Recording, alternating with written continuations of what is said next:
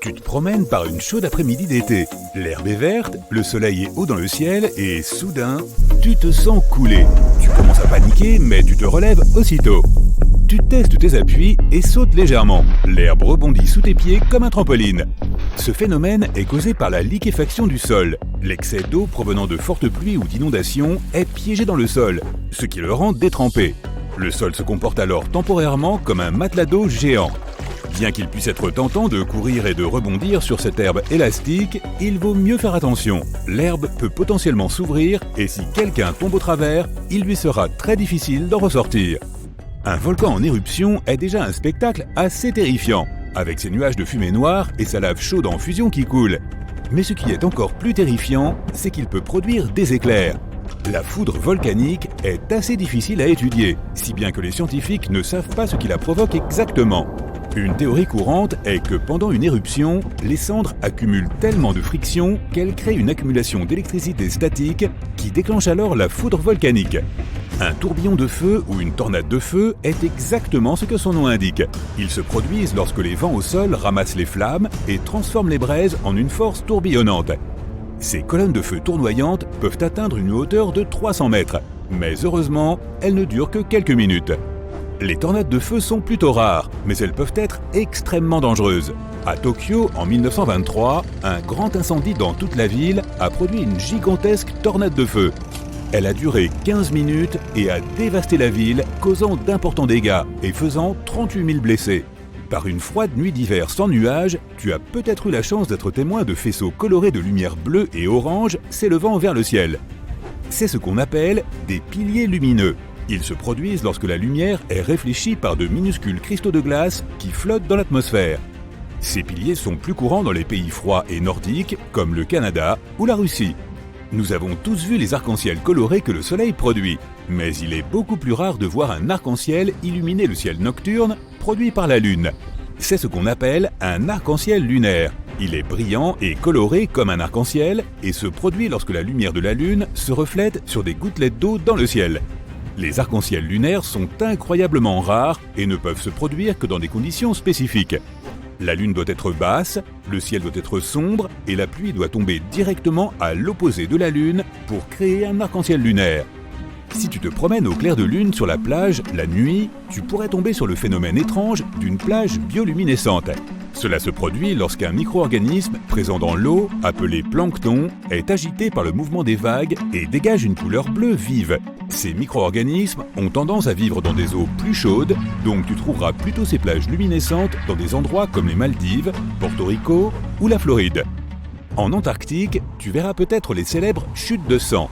De l'eau de couleur rouge sang se déverse du glacier Taylor à partir d'un lac souterrain.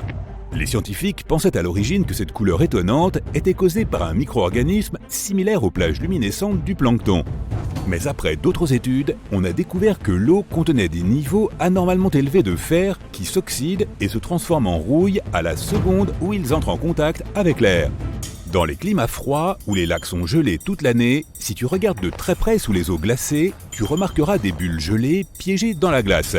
Ce sont de petites poches de méthane gazeux. Les bactéries présentes dans l'eau se nourrissent d'autres organismes et les digèrent pour produire du méthane. Le méthane se transforme en bulles flottant dans l'eau gelée, piégées sous les couches de glace.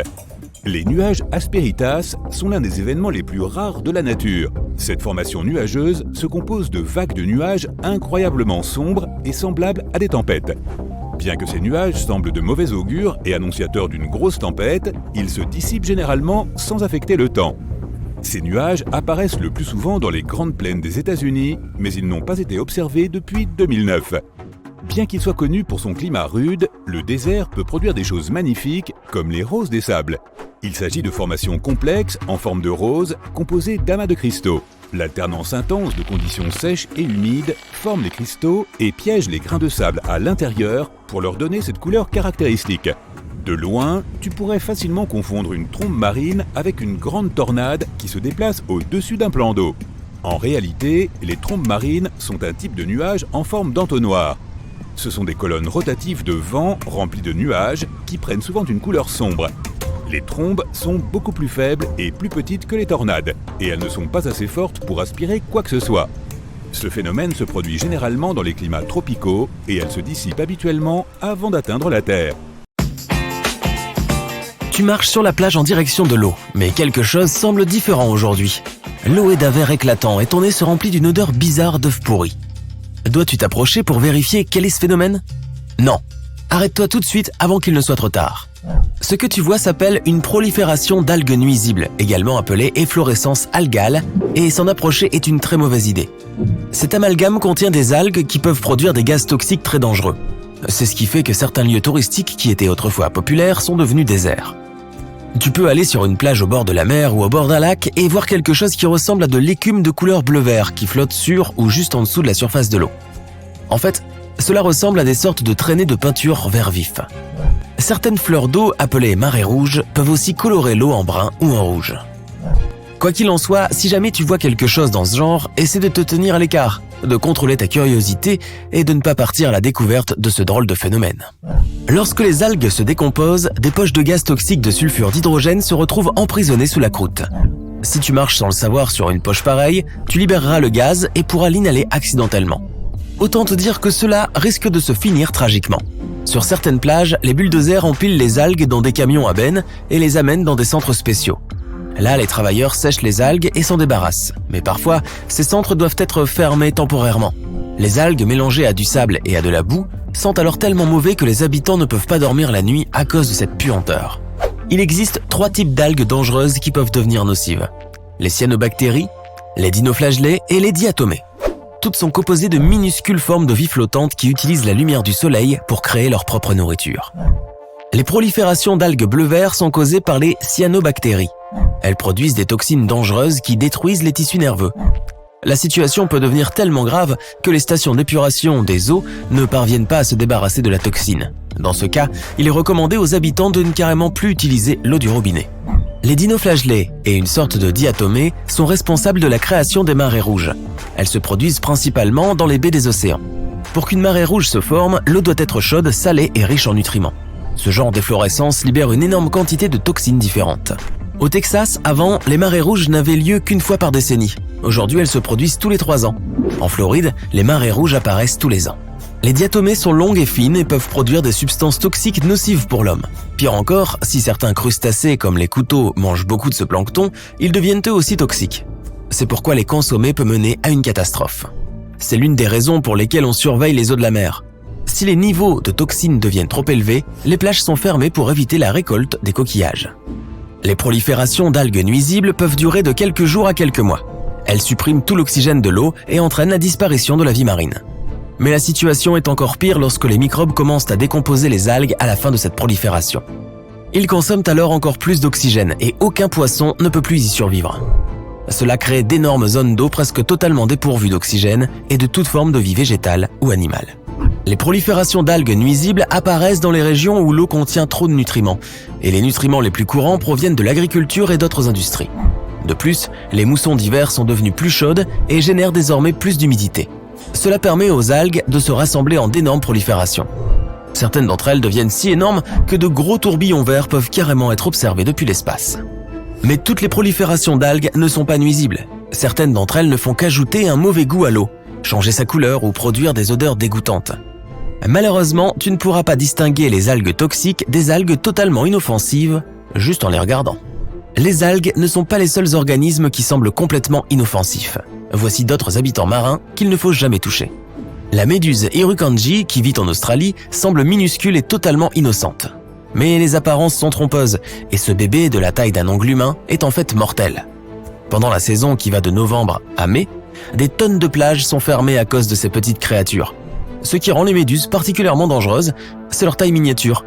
Tu ne les verras tout simplement pas en nageant. Oups. La pieuvre aux anneaux bleus n'a pas juste l'air parfaitement inoffensive, elle est aussi d'une beauté à couper le souffle.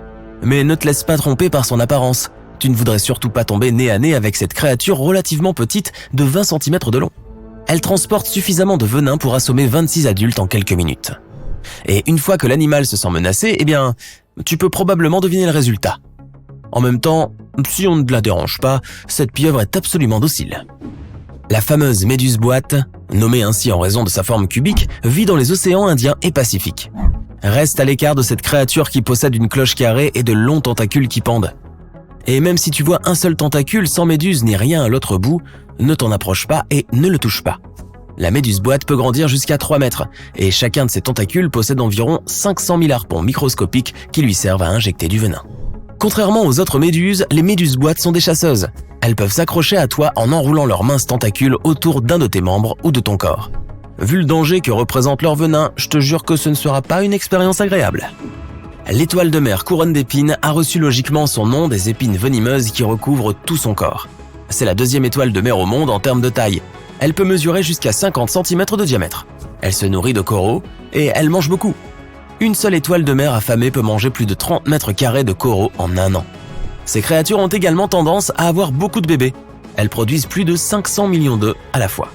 Vraiment, elle fait bien son boulot. Si pour une raison quelconque tu décides de réveiller un panda géant endormi ou de le câliner, n'oublie pas que c'est une mauvaise idée.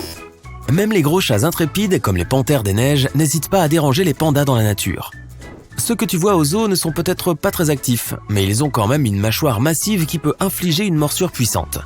Leur énorme faux pouce leur permet de bien saisir leurs ennemis. La chose la plus déroutante chez le léopard de mer est sa bouche, qui semble toujours souriante. Mais ce sont en fait des animaux plutôt agressifs et des chasseurs solitaires efficaces. Ils aiment jouer au chat et à la souris avec leur nourriture, qui comprend des pingouins, des poissons, des calmars et même des phoques plus petits. Il n'y a pas si longtemps, un phoque léopard a même traîné un biologiste marin sous l'eau. Arrête de jouer avec ta nourriture. Les fourmiliers se nourrissent d'insectes, d'agrumes et d'avocats. Attention, ils n'ont pas de dents, ont une mauvaise vue et une mauvaise ouïe. Un peu comme mon oncle Jean-Michel. Ils ne sont pas agressifs et restent loin des gens.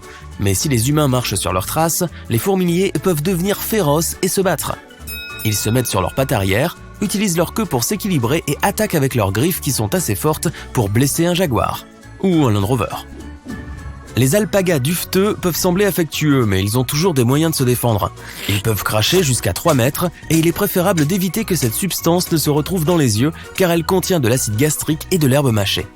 Ils peuvent mordre avec leurs dents de combat acérées qui se trouvent à l'arrière de leur bouche. Et ils ont aussi des orteils souples pour donner un bon coup de pied à leurs ennemis. Ils ne peuvent pas vraiment faire plus de dégâts que ce que tu pourrais obtenir dans une bagarre avec un enfant, mais il vaut mieux ne pas les contrarier. Il y a 3 choses qui font ressortir le mauvais côté d'un diable de Tasmanie. Quand il y a un prédateur à proximité, quand ils sont en compétition pour un partenaire, et quand ils protègent leur repas. Bugs Bunny aussi, mais c'est un dessin animé. Ces types se nourrissent normalement d'insectes, d'oiseaux, de grenouilles et de poissons, et ils préfèrent les fouilles à la chasse. Mais si tu t'introduis dans leur maison pour une raison quelconque, prépare-toi à une morsure douloureuse. Leurs dents sont assez fortes pour ronger à travers les os. Les éléphants sont si intelligents qu'ils comprennent les sentiments des autres éléphants. Et ils essaient même de s'entraider. Ils peuvent aussi se venger des gens qui les ont contrariés. Les éléphants bloquent parfois les routes et se montrent dans les villages des gens qui ont été méchants avec eux. Les éléphants mâles sont particulièrement agressifs quand ils se battent pour les femelles. Fais attention à ces énormes pattes, elles peuvent vraiment faire des dégâts. Tu ferais mieux de préparer ta trompe. Les poissons globes peuvent gonfler jusqu'à plusieurs fois leur taille normale pour se protéger des prédateurs. Mon beau-frère peut le faire aussi. Je plaisante. La plupart des animaux ne devraient pas essayer de les manger de toute façon. Il y a assez de poissons en eux pour achever 30 personnes. Et il n'y a pas d'antidote. Alors si tu es seul, tu devrais inviter des amis pour répandre le poison. Non, je deck. Les cygnes ont tendance à considérer les humains comme le plus grand danger pour leur foyer et leur famille. Les cygnes mâles sont particulièrement agressifs pendant la saison de nidification printanière d'avril à juin. Lorsque les kayakistes, les rameurs ou les pêcheurs s'approchent trop près de leur nid, les cygnes se mettent à siffler et à battre des ailes. Si tu ne fais pas attention à ces signaux d'avertissement, le cygne peut même essayer de retourner ton bateau. Les dauphins sont la seule espèce sur la planète, à part les humains, qui peut prendre la vie d'une autre créature sans raison logique. Les mâles s'attaquent parfois aux femelles ou même aux bébés dauphins, et ils ne le font pas pour se nourrir. Si un dauphin en colère te prend en chasse, tu n'as aucune chance de le semer à la nage. Ils peuvent se déplacer à une vitesse de 32 km/h. La vitesse de pointe du nageur olympique Michael Phelps n'est que de 10 km/h. Il ne peut donc pas t'aider. Les loris-lans sont les seuls primates venimeux au monde. Ils portent du poison dans leurs coudes. Il est transféré dans leur bouche pendant le toilettage pour protéger leur bébé. De plus, ils effraient les prédateurs tels que les pythons et les faucons aigles en utilisant des marques spéciales qui montrent à quel point ils sont redoutables. Si un lorislan mord une personne qui se retrouve sur son territoire ou l'agace, il peut en résulter des éruptions cutanées, un choc anaphylactique ou bon, tu sais, pire encore. Malgré leur poids massif et leur corps maladroit, les hippopotames peuvent courir beaucoup plus vite que les humains. Et ils ont des dents beaucoup plus aiguisées. Si tu les gênes dans leur course vers le point d'eau, leur agressivité s'en ressent. Mais avant de t'attaquer, ils te donneront quelques signes d'avertissement. Si tu vois un hippopotame bâiller ou faire un bruit qui ressemble à un rire, cela signifie qu'il est sur le point de s'énerver. C'est assez déroutant, pas vrai? Les pieuvres à anneaux bleus sont vraiment minuscules, mais leur venin est 1000 fois plus puissant que le cyanure. Elles l'utilisent normalement pour chasser les crevettes, les crabes et les petits poissons. Si cette créature se sent menacée, elle fait clignoter ses anneaux bleus en guise d'avertissement. Si tu ne fais pas attention, elle peut te mordre. Tu ne remarqueras peut-être pas la morsure elle-même, mais quelques minutes plus tard, tu constateras sans doute plusieurs des symptômes. Nausées, engourdissements, et même la perte de tes sens et de tes capacités motrices. Fais donc attention. Les cônes sont une créature très dangereuse. Ils perforent leurs victimes avec une dent qui ressemble à un harpon, puis leur injectent leur venin. Si un cône plus petit t'attaque, tu auras l'impression que c'est une piqûre d'abeille. Mais si tu as la malchance d'en rencontrer un plus gros, cela peut provoquer un engourdissement, un gonflement, une paralysie musculaire, des changements dans ta vision et même des difficultés respiratoires. Les bernaches du Canada vivent près des humains depuis des années. Mais elles se méfient toujours de nous, surtout pendant la saison des amours au printemps. À cette période, les mâles peuvent poursuivre et mordre des personnes qui semblent être une menace pour leurs compagnons, leurs œufs ou leurs bébés. Boum! Imagine une énorme explosion. Ce boom est loin d'être suffisant pour illustrer la détonation la plus puissante que tu aies jamais vue. En effet, c'est carrément un lac tout entier qui vient d'exploser. Tout ce que tu voulais faire, c'était allumer des feux d'artifice dans ce lieu pittoresque. Mais visiblement, tu as totalement zappé le panneau « Danger, feu strictement interdit ». Et maintenant, un terrible mur d'eau fumante se précipite à toute vitesse sur toi. Mais d'abord, revenons au début de l'histoire. Tu es à Alberta, au Canada, et tu viens d'arriver au lac Abraham pour faire la randonnée de ta vie. Le lac est gelé et la vue est superbe. Ces bulles sous la glace ressemblent à des centaines de méduses gelées. En réalité, elles sont faites de méthane, un gaz toxique et hautement inflammable produit par les bactéries qui vivent au fond du lac. C'est pourquoi le panneau est là. Si tu allumes une allumette sur cette glace, tu pourrais prendre feu. Heureusement, tu en as pris note en venant ici et tu as rangé les feux d'artifice que tu voulais allumer. Très bien. Maintenant, un autre endroit, une autre époque, un autre lac. Celui-ci n'est pas gelé, en fait il n'a probablement pas connu d'hiver depuis la dernière période glaciaire. Nous sommes au Cameroun à présent et l'endroit s'appelle le lac Nyos. Il a l'air paisible, mais ne t'y trompe pas. Ses eaux brun orangé cachent un secret mortel. Le lac se trouve au sommet d'une zone très volatile et les fissures de son fond laissent échapper d'énormes quantités de dioxyde de carbone. Lorsque le sol se déplace, ce gaz se déverse hors du lac et s'écoule sur des kilomètres autour de celui-ci. Les concentrations sont si élevées qu'un seul souffle pourrait te faire perdre connaissance et tu n'aurais carrément aucune chance de te réveiller. Tu imagines le tableau. Mais le plus inquiétant, c'est que le CO2 n'a ni odeur ni couleur. Donc on ne peut même pas le voir venir. Les autorités locales ont mis en place un système de tuyaux qui draine le gaz du lac, le rendant relativement sûr pour les personnes et les animaux à proximité. Et un autre lac toxique, le Kivu, à la frontière du Congo et du Rwanda, a même été aménagé pour fournir de l'énergie à des millions de personnes grâce à ces gaz. Puisque nous sommes en Afrique, allons jusqu'à visiter la dépression de Danakil en Éthiopie. Surnommée l'endroit le plus chaud de la planète, elle porte bien son nom. Le ravin est parsemé de sources d'eau extrêmement chaudes, d'étangs d'acide toxique et de volcans actifs. Le paysage est juste hallucinant et il s'agit probablement du seul endroit habité sur Terre où aucune vie ne peut exister. Oui, c'est un oxymore, je sais. Le peuple Afar vit ici toute l'année et récolte le sel autour des sources pour en faire le commerce, alors que les scientifiques n'ont trouvé aucune preuve de vie microbienne dans celui-ci.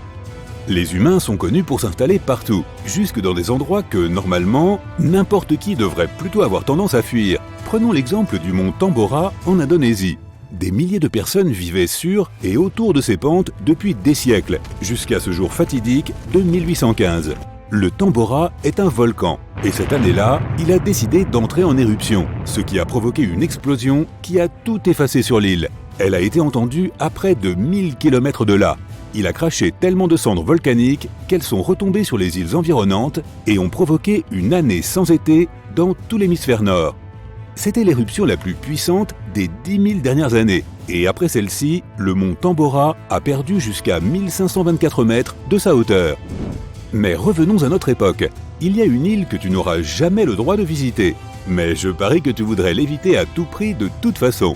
L'île aux serpents, au Brésil, abrite des milliers de serpents, comme son nom l'indique. Dès que tu poseras le pied sur son sol, tu courras le grand risque d'être mordu par une vipère. L'île est également le seul endroit où il est possible de rencontrer une vipère à tête de lance dorée. La rencontre d'une vie, assurément. Cet endroit est si dangereux que le Brésil en a interdit totalement l'accès aux touristes et à tout autre visiteur. Bon, je vais changer de plan alors.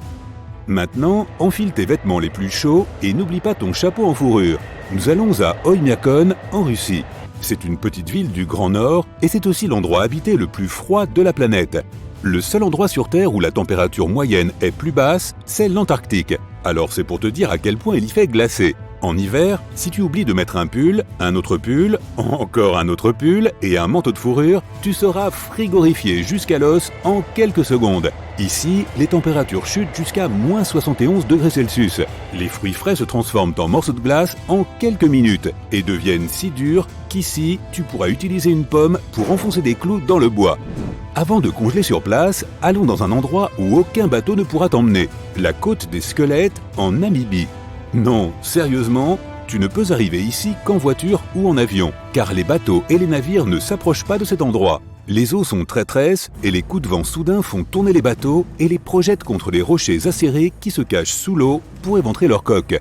La côte elle-même s'étend sur des centaines de kilomètres et est divisée en deux parties, l'une au sud et l'autre au nord. Les visiteurs à bord de véhicules tout-terrain sont autorisés à entrer librement dans la partie sud, mais seules 800 personnes par an peuvent se rendre dans la partie nord et seulement dans le cadre de visites guidées. On sait que beaucoup de gens se sont perdus à jamais dans ce désert et c'est un endroit vraiment redoutable. Il doit son nom aux nombreuses carcasses d'animaux qui y sont trouvées. Pourtant, environ 50 000 indigènes parviennent à survivre ici, avec des animaux qui se sont eux aussi adaptés. Phoques, lézards, hyènes et même éléphants. Qui pourrait croire qu'il existe une machine de destruction massive en plein cœur de l'Europe? Eh oui, Naples, l'une des villes les plus célèbres d'Italie, est construite au sommet d'un supervolcan en activité. En 2018, des scientifiques ont remarqué que cette énorme montagne accumulait du magma dans ses profondeurs. Ils affirment que ce volcan n'est pas réellement susceptible d'entrer en éruption dans un avenir proche. Mais il existe un volcan plus petit, mais non moins dangereux à quelques kilomètres de là, le tristement célèbre Vésuve. Tu as sans doute déjà entendu parler de lui. C'est lui qui est entré en éruption, voilà 2000 ans, recouvrant de cendres et de magma la ville romaine de Pompéi.